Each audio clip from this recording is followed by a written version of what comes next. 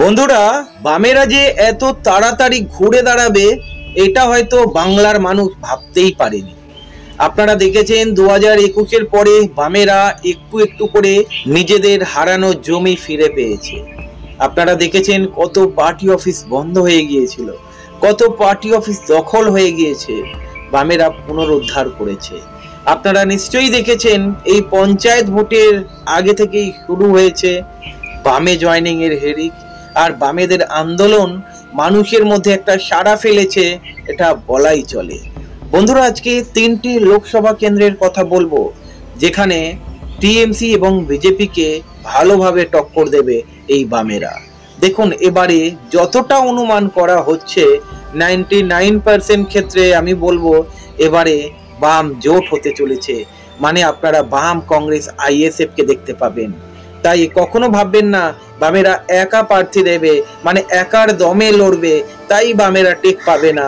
দেখুন, আপনারাও বুঝতে পাচ্ছেন মানুষের ভরসা তখনই ফেরে যখন মানুষের মধ্যে একটা দাগ কাটে। এই বাম কি একা পারবে কি টিএমসি কে ক্ষমতা থেকে সরাতে? নাকি বাম, কংগ্রেস, আইএসএফ যদি জোট হয় তাহলে টিএমসি কে সরাতে পারবে? আপনারা যদি দেখেন শক্তির নিরিখে এই 3টে দলের শক্তি একত্রিত হয়ে এবারে কিন্তু টিএমসি এবং বিজেপিকে ঘোল খাওয়াতে চলেছে বামেরা বেশ কিছু লোকসভা কেন্দ্রে। আজকের এই বিষয়ে কথা বলবো বন্ধুরা। আমি সুখেন ঘোষ, আপনারা দেখছেন আজকের রাজনীতি। আপনাদের কাছে একটাই অনুরোধ, চ্যানেলটি সাবস্ক্রাইব করবেন, আমাদের পাশে থাকবেন। বন্ধুরা, সময় নষ্ট করব না, প্রথমেই আলোচনা করব বর্ধমান পূর্ব। হ্যাঁ বন্ধুরা, এই বর্ধমান পূর্ব লোকসভা কেন্দ্রটা কিন্তু আপনারাও বুঝতে পাচ্ছেন যারা ভিডিওটা দেখবেন, এবারে কিন্তু বর্ধমান পূর্ব লোকসভা কেন্দ্রে হাড্ডাহাড্ডি লড়াই হবে। আপনারা দেখেছিলেন 2019-এ বিজেপি এবং টিএমসির মধ্যে হাড্ডাহাড্ডি লড়াই হয়েছিল, সেখানে টিএমসি বেরিয়ে গিয়েছিল, ইয়ানি টিএমসি জিতে গিয়েছিল এই লোকসভা কেন্দ্রটা, আর বামেরা 3 নম্বরে ছিল। বামেরা এই লোকসভা কেন্দ্র থেকে 2019-এ প্রায় 1,76,000 ভোট পেয়েছিল। আর কংগ্রেসকে যদি দেখেন, কংগ্রেস 39,000-এর মতো ভোট পেয়েছিল। মানে কংগ্রেসের ভোট পার্সেন্টেজ ছিল 2019-এ বর্ধমান পূর্ব থেকে প্রায় 3%-এর কাছাকাছি, আর বামেদের ভোট পার্সেন্টেজ ছিল 12.5%-এর কাছাকাছি। আপনারা যদি একসঙ্গে করেন এই ভোট পার্সেন্টেজটা, দেখবেন প্রায় 16%-এর কাছাকাছি বাম জোট ভোট পেয়েছিল। সেখানে টিএমসি জিতে গিয়েছিল 2019-এ, যেখানে টিএমসি পেয়েছিল 6,40,000-এর বেশি, মানে 44%-এর কাছাকাছি। সুনীল কুমার মন্ডল ওখান থেকে জিতে গিয়েছিলেন। আর সেকেন্ড পজিশনে ছিল বিজেপি। বিজেপি প্রায় 5,51,000 ভোট পেয়েছিল, মানে 38%-এর কাছাকাছি। এবারে হয়তো আপনারা বলবেন 2019-এ বিজেপি কোথায় 38% ভোট পেয়েছে, আর বাম আর কংগ্রেস মিলে কোথায় 15%-এর কাছাকাছি ভোট পেয়েছে, আর টিএমসি পেয়েছে 44%-এর কাছাকাছি। বামেরা কিভাবে হাড্ডাহাড্ডির লড়াই দেবে? বাম এবারে কিচ্ছু করতে পারবে না। বন্ধুরা, আপনারা নিশ্চয়ই শুনেছেন বাম নেতারা বারবার একটা কথা বলেছে, এটা 2017-18 নয় বা 2019 নয়, এটা 2024। আপনারা যদি দেখেন 2019-এ বামেদের ক্ষমতা যতটা ছিল, আর 2024-এ বামেদের আন্দোলনগুলো দেখুন, চোখে পড়ার মতো। আপনারা একের পর এক দেখেছেন এই যে মাধ্যমিক পরীক্ষা হচ্ছে। আপনারা জানেন ওই জেলার এসএফআই সম্পাদক অনির্বাণ রায়চৌধুরী, বাচ্চা ছেলে, বুক চিতিয়ে লড়েছে, মানে ক্যাম্প বসাতে দেবে না বামেদেরকে।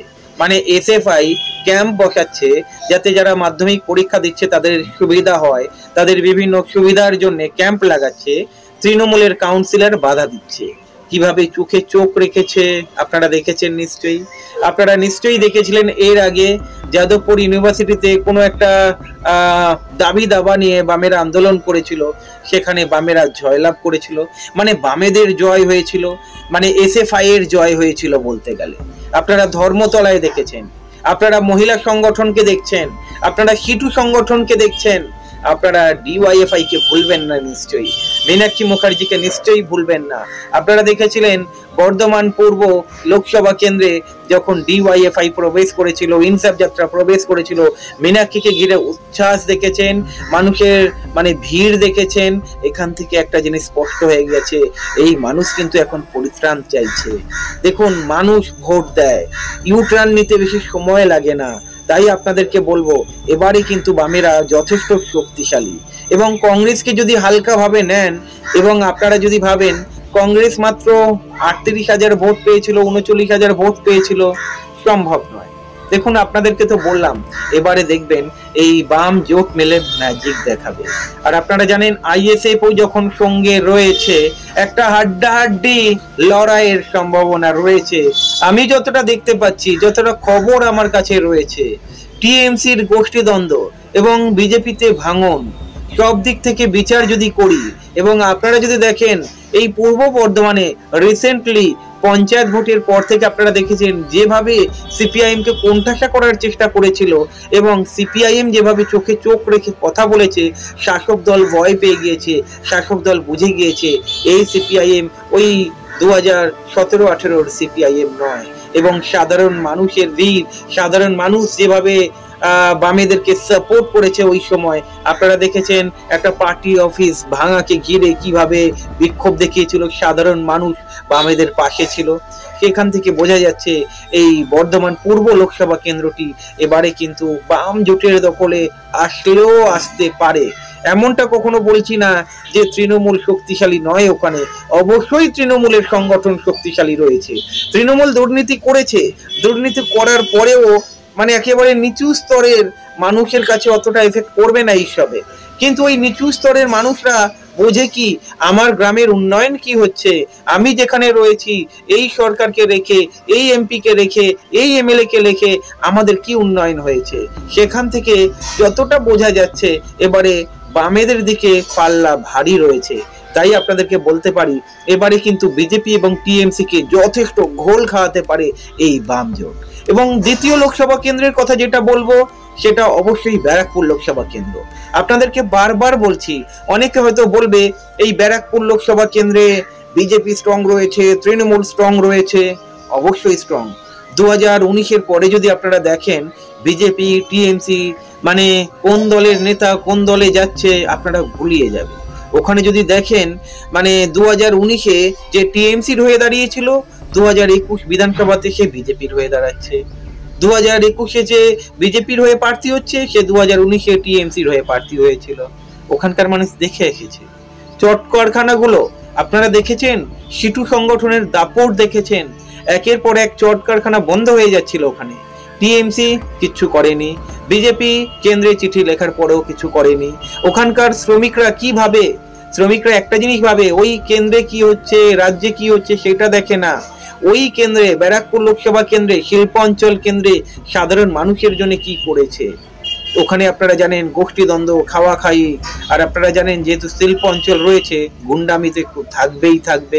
মানুষ কিন্তু পরিত্রাণ চাইছে, মানুষ কিন্তু বুঝে গিয়েছে। এটা কখনো ভাববেন না এখানে জয় শ্রীরামের নামে ভোট হবে, যেহেতু আপনারা জানেন নন বেঙ্গলি ওখানে বেশি রয়েছে, কিছু অংশ নন বেঙ্গলি বেল্ট রয়েছে। তারা কিন্তু একটাই বোঝে, তাদের পেটের ভাত কোন পার্টি এনে দিতে পারছে, তাদের পেটের ভাতের লড়াইয়ের জন্য কোন দল তাদের সাথ দিচ্ছে। সব সময় যদি দেখেন গার্গী চ্যাটার্জি সাথ দিচ্ছে তাদের, যার ফলে ওই ব্যারাকপুর লোকসভা কেন্দ্রে এমপি না হয়েও সাধারণ মানুষের কাছে গার্গী চ্যাটার্জি হচ্ছে ওখানকার এমপি। আপনারা যদি চট কারখানাগুলো ঘোরেন বা বিভিন্ন যে শিল্প অঞ্চল রয়েছে ঘোরেন, বুঝে যাবেন কত কারখানা বন্ধ হয়ে যাচ্ছিল। যদি সিটু সংগঠন মালিক পক্ষের সঙ্গে কথা না বলতো, তাহলে কিন্তু ওই চট কারখানাগুলো ওপেন হতো না। প্রায় 1,30,000 শ্রমিক কাজ হারাতো। ওই মানুষগুলো আমার মনে হয় বেইমানি করবে না। আপনারা দেখেছেন ইনসাফ যাত্রার সময় মানুষের ভিড়, ওই শ্রমিকদের ভিড় আপনারা দেখেছেন, যেভাবে আপ্যায়ন জানানো হয়েছিল, যেভাবে মীনাক্ষীকে ওয়েলকাম জানানো হয়েছিল, মানুষের ঢল নেমে গিয়েছিল। এখান থেকে একটা জিনিস স্পষ্ট, আবার রিমাইন্ড করাই, এটা 2017-18 নয়, 2024। আপনারা বুঝতেই পাচ্ছেন গার্গী চ্যাটার্জি একজন ভালো নেত্রী হয়েও হেরে গিয়েছে, দাঁত চিপে ওখানে পড়ে রয়েছে, মাটি কামড়ে পড়ে রয়েছে। তাই গার্গী চ্যাটার্জির এই প্রয়াস আমার মনে হয় এবারে বৃথা যাবে না। অবশ্যই এই ব্যারাকপুর লোকসভা কেন্দ্রে বিজেপির চাইতে টিএমসির সংগঠন অনেকটাই শক্তিশালী। তার কারণ আপনারা জানেন, বিজেপি 2019-এ জিতেছিল তার একটাই কারণ, সেটা হচ্ছে অর্জুন সিং, এবং অর্জুন সিং কিন্তু ওখানে সংগঠন শক্তিশালী করেছিল। তারপরে সেই অর্জুন সিং টিএমসিতে চলে আসার পরে আপনারা দেখেছেন 2021-এ বেশিরভাগ বিধানসভা কেন্দ্রগুলো টিএমসির দখলে গিয়েছিল। তারপরে আপনারা কি দেখেছেন, কেউ টিএমসি কেউ বিজেপি, সাধারণ মানুষ কনফিউজড। আপনাদের যদি লিস্ট দেখাই আমিও কনফিউজড হয়ে যাব, কে টিএমসিতে ছিল কে বিজেপিতে ছিল। নাম বললে বলে এই তো বিজেপির, না ওই কিন্তু আবার টিএমসিতেই রয়েছে। সুতরাং মানুষ কনফিউজড এখানে। সেখান থেকে যদি স্বচ্ছ দল হয়, মানুষ যদি গ্রহণ করে, আমার মনে হয় গার্গী চ্যাটার্জি, সিটু সংগঠন, বামেরা যেভাবে গরিব মানুষের পাশে দাঁড়িয়েছিল, কারখানাগুলো বন্ধ হয়েছিল, তাদের পাশে যেভাবে দাঁড়িয়েছে, বামেরা নিশ্চয়ই এবারে ভালো ফল করবে। আপনারা এবারে এই পঞ্চায়েতে দেখেছেন বামেদের অতটা শক্ত ঘাঁটি ছিল না, জানেন সংগঠন অনেকটাই দুর্বল হয়ে পড়েছিল। তারপরেও বামেদের রেজাল্ট কিন্তু কোথাও না কোথাও 2018 থেকে অনেক ভালো হয়েছে। সেখান থেকে বলা যেতে পারে 2024 লোকসভা নির্বাচনে বামেরা কিন্তু যথেষ্ট টক্কর দেবে। দেখুন 2019-এ বামেরা এখান থেকে 1,17,500 ভোট পেয়েছিল, মানে 11%-এর একটু বেশি ভোট পেয়েছিল।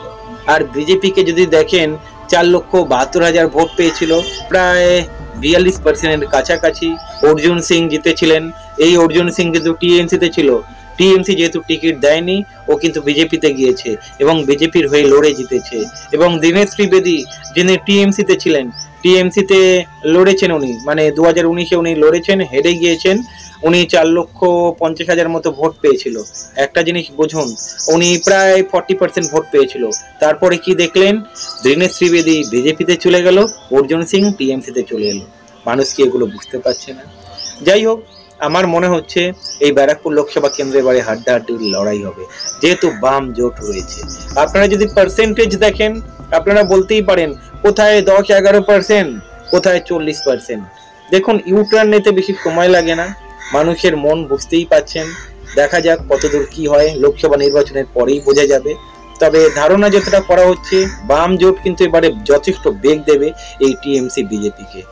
এরপরে আপনাদের সঙ্গে আলোচনা করব হুগলি লোকসভা কেন্দ্র।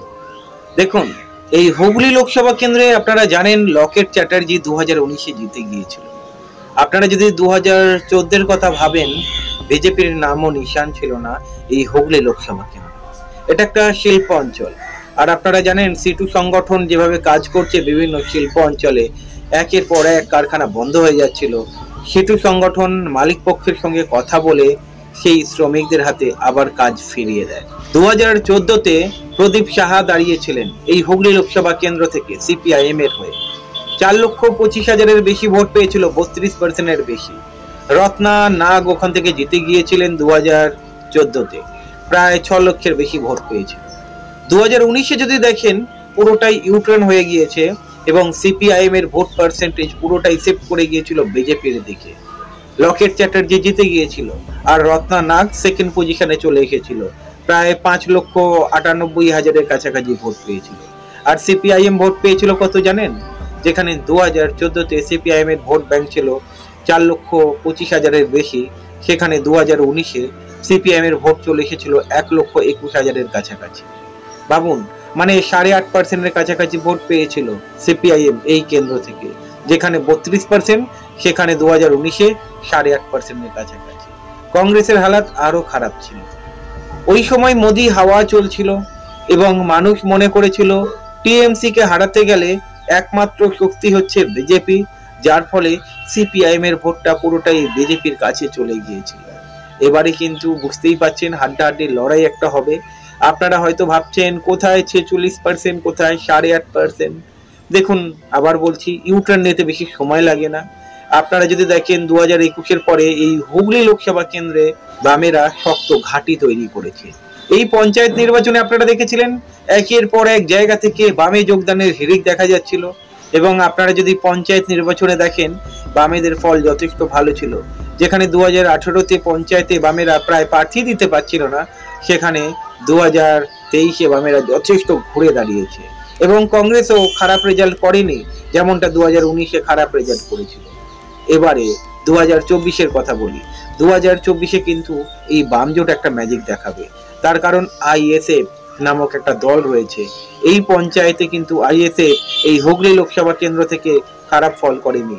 যেখানে যেখানে প্রার্থী দিয়েছে প্রায় বলতে গেলে সব কটি কেন্দ্রেই এই আইএসএফ জিতে গিয়েছে এবং বামেরাও জিতেছে বিভিন্ন কেন্দ্রে যেখানে প্রার্থী দিয়েছে। অবশ্য টিএমসির শক্ত ঘাঁটি, বিজেপির শক্ত ঘাঁটি হয়েছে, তবে বিজেপির শক্ত ঘাঁটি বলবো না, অ্যাকচুয়ালি ওইটা মোদি হাওয়ার জন্য ভোটটা শিফট করে গিয়েছিল। আর আপনারা যদি দেখেন এই লকেট চ্যাটার্জি মানে নামমাত্র এমপি হয়েছেন ওখানে, শ্রমিকদের কি সমস্যা চলছে, যারা কলকারখানায় কাজ করছে তাদের কি সমস্যা চলছে, যাবার নাম নেই, কথা বলার নাম নেই। আর ওখানে যদি দেখেন প্রদীপ সাহা দারুণ কাজ করে যাচ্ছেন, হেরে গিয়েছেন, দারুণ কাজ করে যাচ্ছেন। আপনারা দেখেছেন নিশ্চয়ই এই যে ইনসাফ যাত্রা গেল কিভাবে রুখে দাঁড়িয়েছিল ডিওয়াইএফআই, নিশ্চয়ই আপনারা দেখেছেন মীনাক্ষীকে দেখার জন্য উপচে পড়া ভিড়। এই কিছুদিন আগে হুগলিতে মোহাম্মদ সেলিম সভা করে এলেন, হাজারে হাজারে মানুষ হয়েছিল। এখান থেকে বলতে পারি এবারে একটা শক্তি দেখতে পাবেন, মানে বিজেপি বা টিএমসি অত সহজে জিততে পারবে না।